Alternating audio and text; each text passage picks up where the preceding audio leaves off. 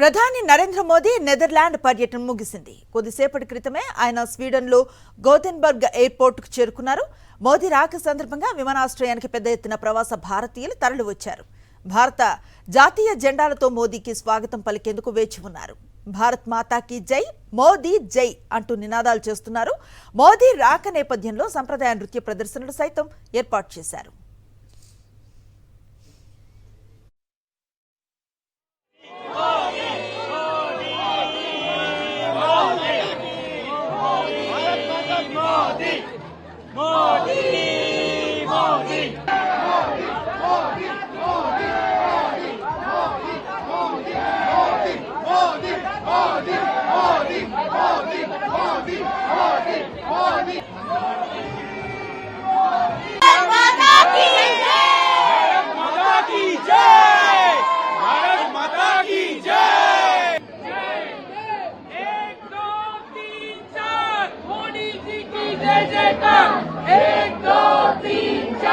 मोदी जी की जय जयकार, मोदी जी की जय जयकार, मोदी मोदी भारत माता की जय, भारत माता की जय, मोदी